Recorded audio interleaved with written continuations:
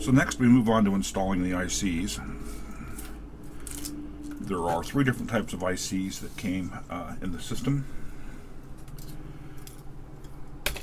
There's a Max 232, or let's see what it's actually labeled. It's labeled Max 3232, and it is the RS-232 driver that goes on the back of the board. Now I'm going to use an IC insertion tool to insert these. The High Nibble on his YouTube channel demonstrates a couple different ways of bending the pins manually to get it to fit. But since I have an IC insertion tool, I'm just going to use it. So I've got the notch correctly to the notch in the silk screen. There are 4 74HC 165s, and there are 6 of these 595s. These 6 are the LED drivers. The light seems really dim in here. So I'm going to go ahead and insert the LED drivers first, I guess.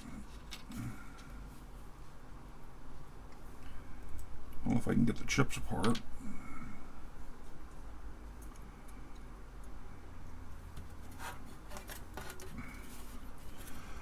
And because I have an insertion tool,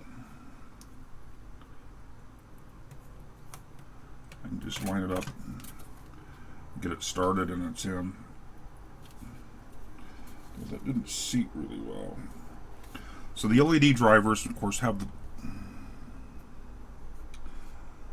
the pins on the PCB, or the leads on the PCB that go off to the LEDs. So they didn't center up really well. So I'm going to pop him out and try again here. It looks like the leads on these have actually been flexed insufficiently that, well, I say that and I immediately then run into one that isn't. You, of course, need to insert the ICs. Before the switches are mounted, the metal tabs on the switches will hang out over this bottom row of ICs and make it very difficult, if not impossible, to replace the IC or to swap it around without removing it from the socket. And we've got an LED driver here.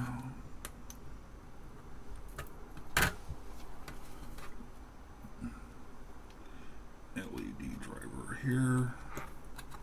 Luckily these pins aren't that crazily wide apart, and we should have the 165s, and there are 4 of them that go along down here.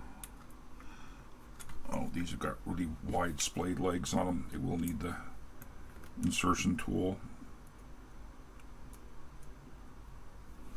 potentially to go in.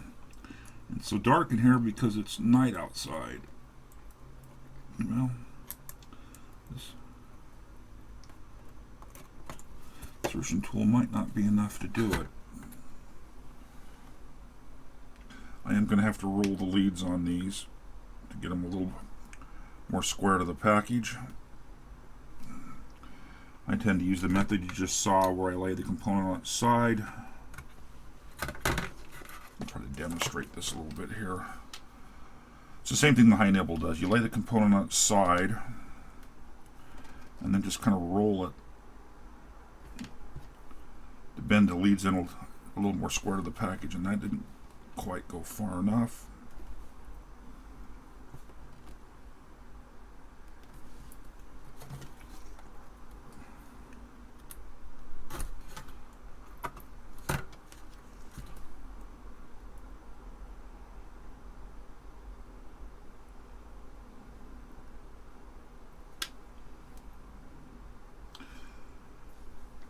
This must be some new old stock. The leads are a little bit tarnished, actually a lot tarnished on the packages. We will test before we commit the toggles or the switches.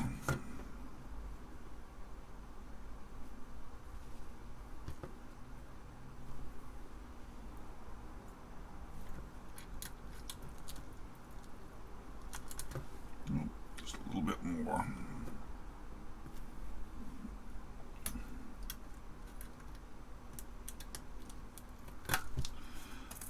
First thing I'm going to do is check the notches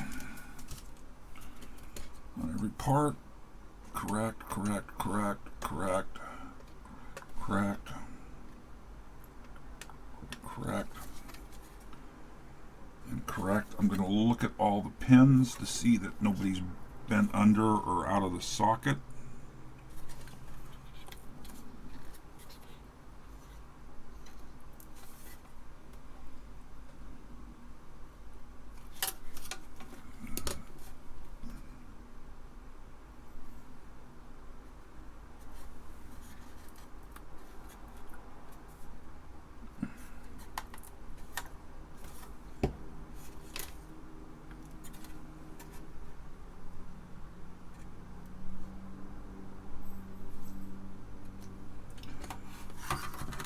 Like how that device is sitting.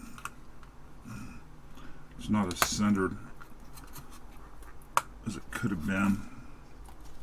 On into the pins. Check all the pins on this guy back here.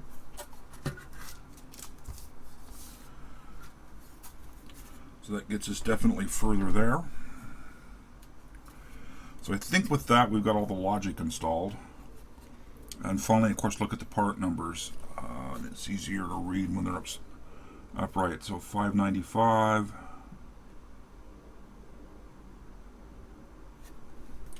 Wish I could read that. It's just dark enough I can. I'm going to use a flashlight here.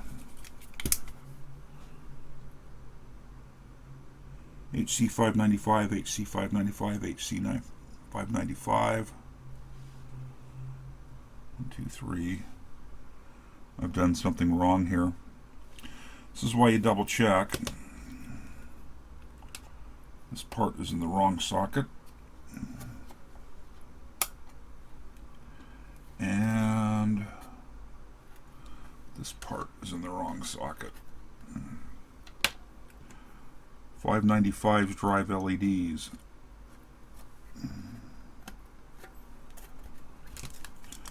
595 driving LEDs. Wow, I've bent the LEDs up quite a bit on here. 595 driving LEDs, 595 driving LEDs, 595 LEDs. And this 595 here goes out and drives those LEDs. And that puts this guy in here. So even trying to be careful, I got a couple parts in the wrong sockets, and that's a 165 there, 65 there, 165 there, and 165 down here on the end. So now that I kind of believe we have the parts in the right place, a couple of LEDs have gotten bent up here. Just kind of get them somewhat square with the alignment tool.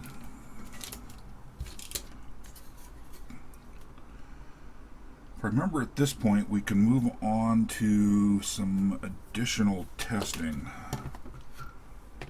I need to get back the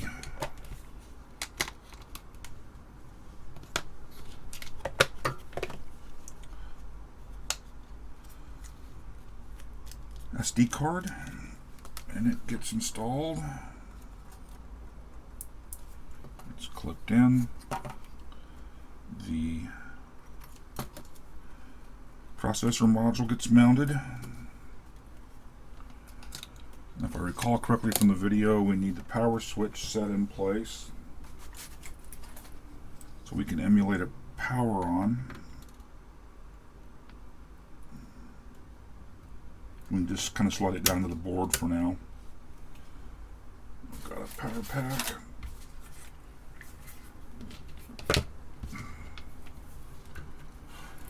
See if the ESP32 starts here. I've got a red light, and it does. Power up, and nothing. Oh, there it is. Okay, that's what I expected to see, was random stuff on power up.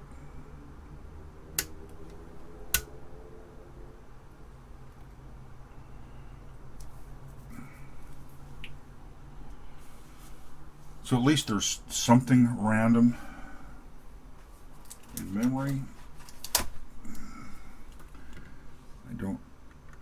know offhand what the 4 switches exactly are.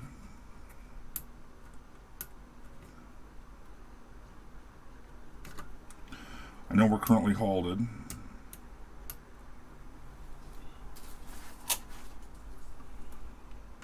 I'm not paying attention to color here. I'm just putting these in place so I can kind of play with them. There, we started it running. We halted it. So these are all good signs.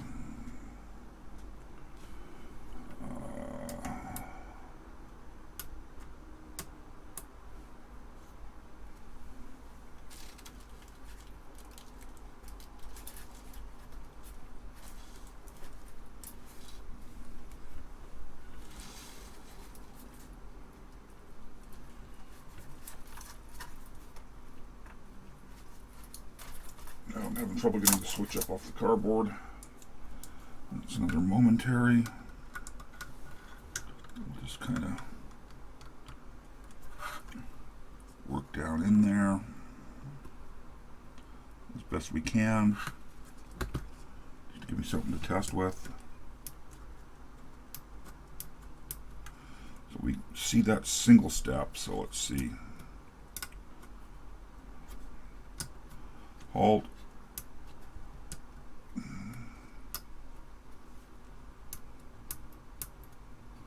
So you can see the addresses incrementing here. Well, maybe. Not sure exactly what I'm doing. But it is reacting, which says we've gotten far enough. It's at least waking up.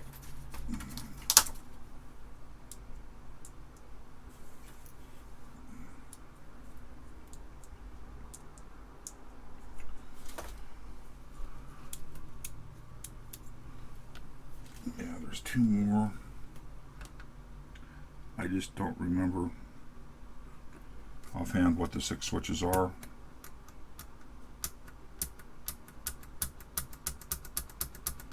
One of these is going to be deposit, etc. Examine and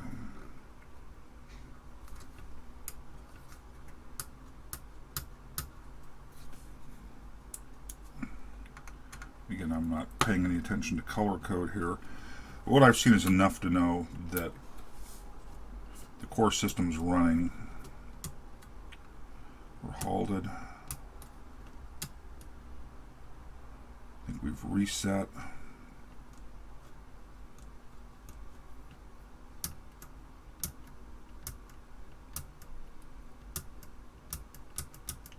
We do see this incrementing addresses, and I have no idea if I'm reading memory or what I'm doing, but I've seen enough operational here that core system's working.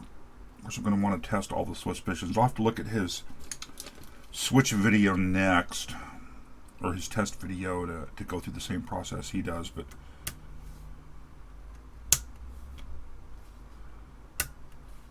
the system does appear to be working. I'm assuming because I get this far, it is booting whatever it needs to off of the SD card.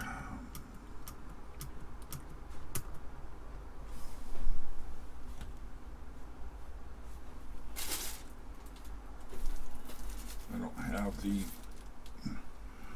front panel label handy.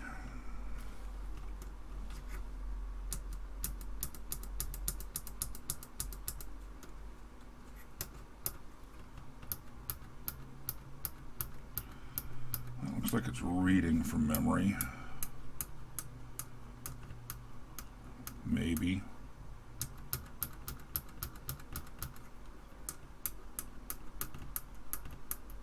I have no idea what that switch does.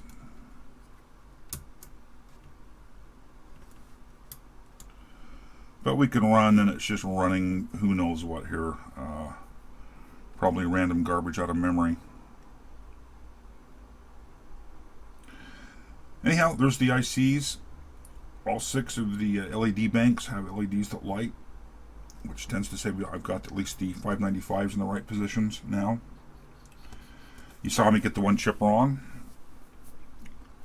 Luckily I doubled and then triple checked. So I think we'll call this good at this point. And I'll review the video for deeper testing and we'll go from there.